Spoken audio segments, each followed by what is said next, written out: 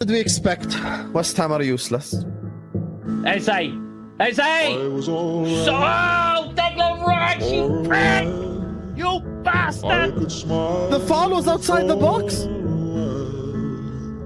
But I saw you last night. You held my hand so tight. As you stopped. For the love of God, for the love of God, for the love of God. And how did it come about again, ladies and gents? Us dicking around at the back, giving away a throw in.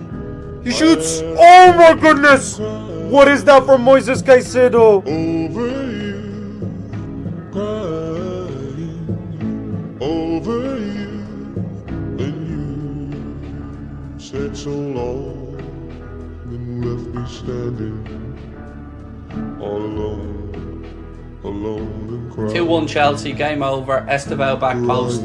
We've lost 2-1. Chelsea win at the death.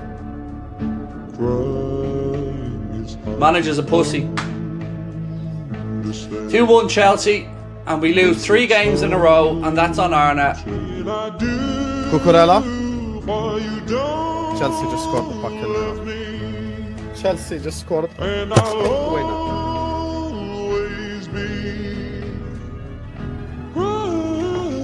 Chelsea just scored the winner. Chelsea just scored the winner with Reece James and Hato at the back. Chelsea just scored the winner with Reece James and Hato at the back. Great stuff. Great stuff. Great. Great. There you go. Box. No! No! You're done in last second. We've just lost 3 in a row. I'm done. I'm done, bro.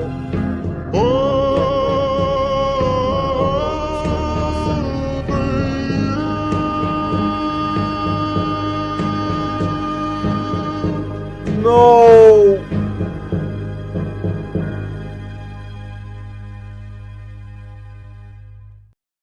Welcome back to Killing the Game. Hit the like buttons. Make sure you're subscribing. Get that bell notification turned on as well. Some of the very best rants, reactions to the game yesterday. A crazy claim as well. Crazy to me, but I can't wait to get your opinion on it later in the show. Husam, Goldbridge, AFTV, Gary Neville at Plus Much More featuring on the show today. Let's jump into it. I'm going to start with Husam. We obviously saw the results yesterday. And I will say this now ahead of time. Arsenal and Chelsea collectively broke Liverpool yesterday. The variety of meltdowns, turning on the manager. I mean, it feels like people are upon the edge of Slot out. Now, I already think that's an overreaction 7 games into a season. But what Chelsea did to him yesterday, there's a couple of Arsenal wins in the last few weeks. Breaking. Let's go take a listen to Husam here. More so having a pop at Liverpool fans, really. But take a listen. Liverpool Football Club lost to Reece James playing at centre-back, Achimpong playing at centre-back, Hato playing at centre-back, and Gusto playing in midfield. That's who we lost to. Do you guys remember all the great, amazing saves that Sanchez had to make? You know, the save where he stretched? No, you can't remember any save. How are you as Liverpool? Well, that's because, and I want to say this ahead of time, that's because you had opportunities and either the final ball from your players or your shooting. Salah yesterday was poor. Football Club have all that offensive talent, and you can't create a chance that makes me go like, what a save from Robert Sanchez. Because the players aren't delivering in good moments. What a moment. Oh my God, said individual should have done better in this chance. Like, all the chances were just small chances like the Salah ones. There was no real creativity. Once again, there is a systematic issue, just like I said after Galatasaray, just like I said after Crystal Palace. But it's so easy. It's so easy for all the Liverpool fans who are Player FC, who don't actually just support the club. They have their favorite individuals of the football club. Instead of come here and go like, okay, let's actually address why is this happening. Let's look out there on the football pitch and ask ourselves, why is this shit happening in front of our very own eyes? Let's ask, why is it happening? Instead, we sit here and go like, this game is on Salah. Okay, Galatasaray, Salah didn't play. This game is on Wirtz. Okay, Crystal Palace. This game is on Isa. People just want to find one guy to scapegoat. This is Konate's fault. No, it's Frimpong's fault. It's Bradley's fault. It's Salah's fault. It's Wirtz's fault. Look, I get what he's coming from. I think anyone who's blaming one individual, it's on Salah, new deal. It's on Wirtz, he isn't good enough. I think that's wrong if you're pinpointing one player. I also don't think this is all on Arne Slot. I don't. Because it's a manager, the system error, the system issues are why you're leaking chances like you did against Galatasaray, Palace, etc. I agree. There's holes in the system. But a manager's job is to get the ball to the edge of the box. You then need your players to play the right passes, to make the right crosses, to shoot accurately. That I rarely put on to managers, because Liverpool work the ball. They did it against Chelsea. They did it against Palace. They did it against Galatasaray. They've done it in all their games. They've worked the ball into really good areas. And whether it's that final ball or whether it's the shot, if that's off, I can't blame a manager for that. And what I find interesting, and I can't wait to speak to Husam about this on Straight Facts here on the Football Terrace on Wednesday, are some Liverpool fans putting this all on Slot because that's the easier way out? Is it the easier way out to go, if we turn on the manager and he's sacked, I haven't gone on the players. I don't have to retract anything if a player improves later down the line. But if I go for the manager and he improves, I can just say, well, he listened to me and he changed the system.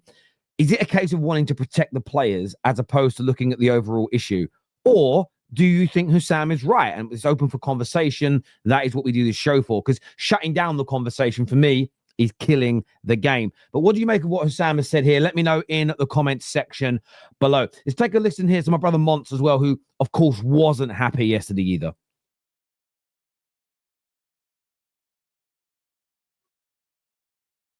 Why can't I hear this? Does that clip not make it play any sound? Well, I've been sent a clip that doesn't have any sound on it. So thank you very much to the team for sending me a clip with no sound. I don't know what he's saying. I don't know why that's got no sound playing. Let's see if any others are doing it. Hang on, we'll jump to the Gary Neville clip instead. Won by intent, teams that look like they want to win. I'm not saying Liverpool didn't, they obviously did, but I thought after they scored, I was really disappointed in their level of performance. A lot's been made of Liverpool's defensive work, and rightly so, but today, for me, that's not why they've lost this game. They've lost this game because in the last 15-20 minutes, they're creative players, they're players in the final half of the pitch, the midfield players and the forwards were absolutely useless. They were giving the ball away like you wouldn't believe. I mean, Gakpo down here, Salah over on that far side, the wastage. Listen, I agree with Gary Neville on this particular point, and I'm often very critical of Gary Neville.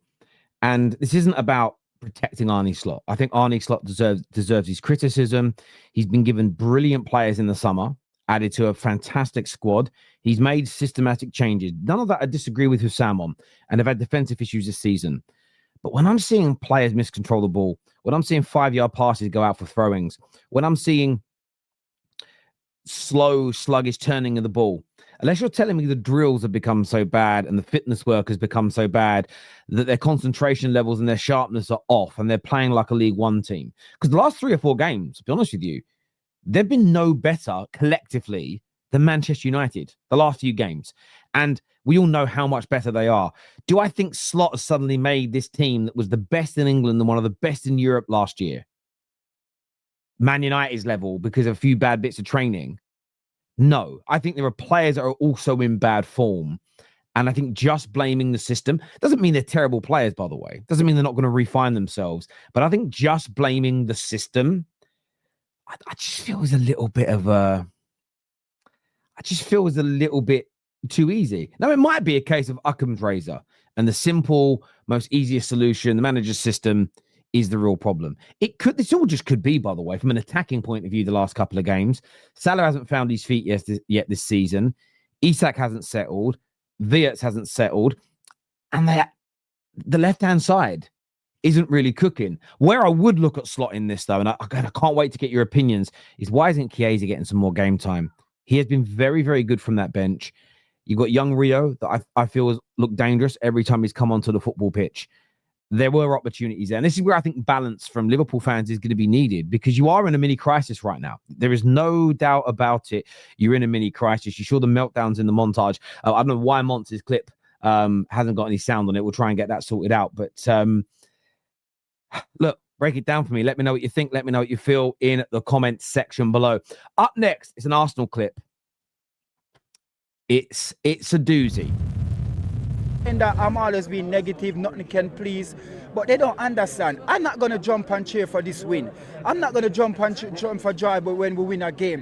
What I want to see is a title, because I see we win every season. We see we win in game out. 2 seasons, 3 seasons ago, we've been leading the Premier League. We look like we're going to win the Premier League, and we didn't do it. So for me to come here today and get a win, and then they're going to expect me to jump and joy and cheer and do everything and jumping off, I'm not going to do that. The knee-jerk reaction is to just say something like, football ain't for you. That's all my knee-jerk reaction is to go, why are you there? Why are you at the game? But I want to stop myself because I already know people are typing. I don't know Yardman personally. I've never worked with him. I've never met him. So there's no judgment here.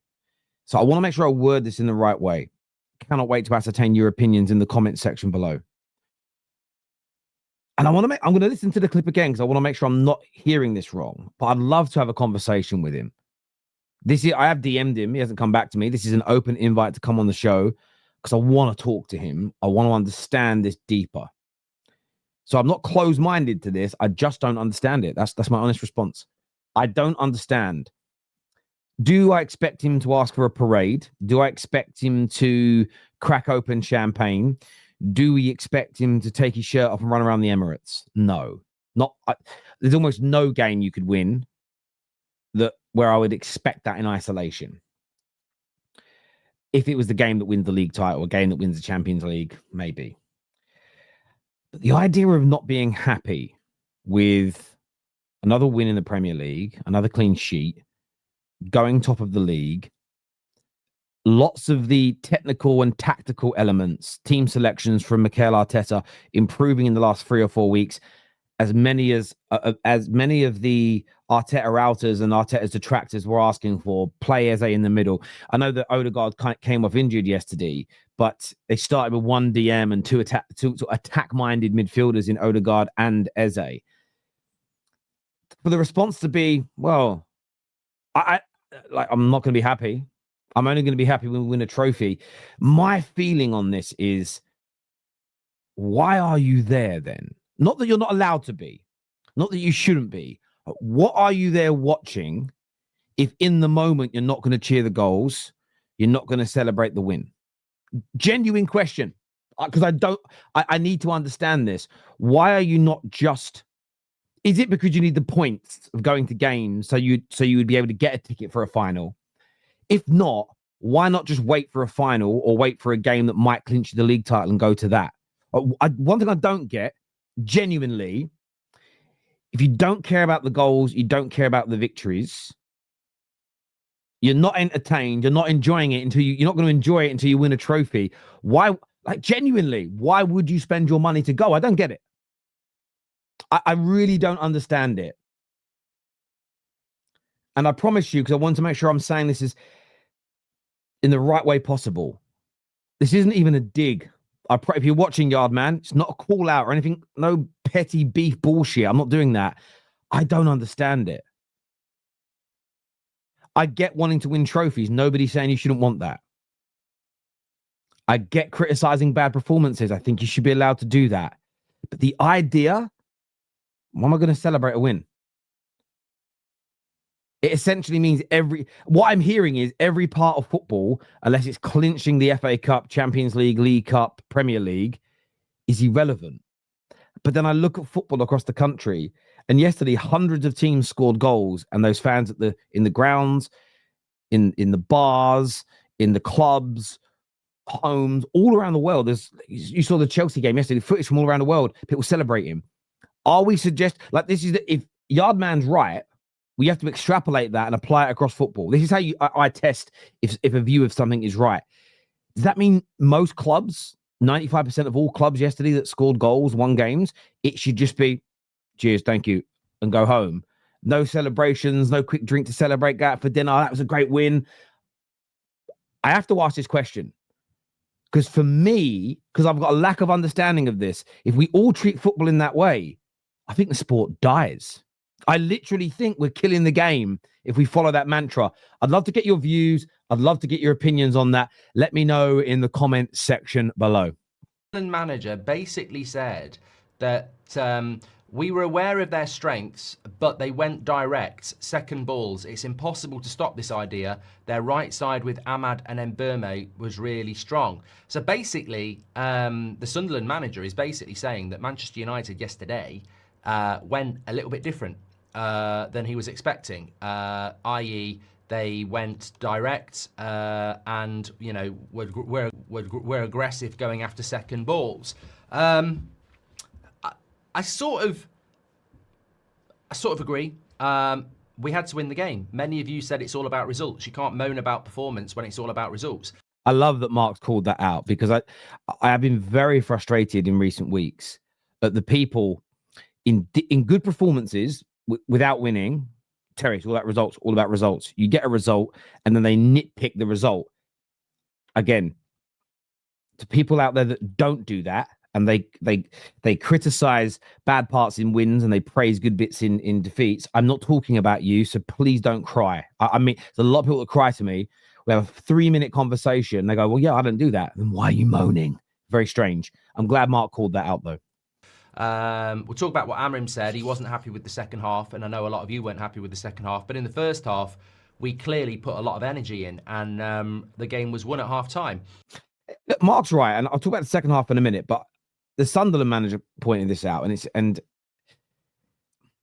at the risk of being called an Amorim sympathizer, because that will be the ad hominem attack that comes at the beginning of this conversation.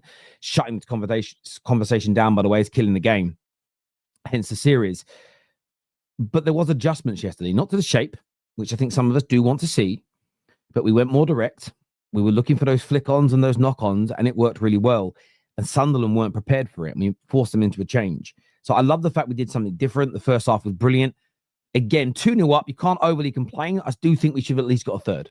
We played very well. Second half, Amram is right to be angry. And I'm glad we've won a game and had a clean sheet and not really made any massive mistakes defensively, because that would overshadow what I'm about to say. Because I don't care who our manager is. This criticism must remain. Those attacking players in the second half, I would say on at least 5 occasions, there was a through ball on or an early cross and we were going to have a gilt-edged chance to score. We fouled every time to get the ball in, or for the through ball to come through to make it through. We either delayed it too long, took too many touches, or overhit the crosses and through balls. And these players have to be held to account. We hold our manager to account, our coach to account, and I fundamentally agree. But we have to hold the players to exactly the same standard, regardless whether you like the coach or not. That isn't defending a manager. That isn't being a sympathizer with the manager. That is about applying equal and proportionate blame and your standards to these players, because it should have been a game yesterday where we scored that third goal.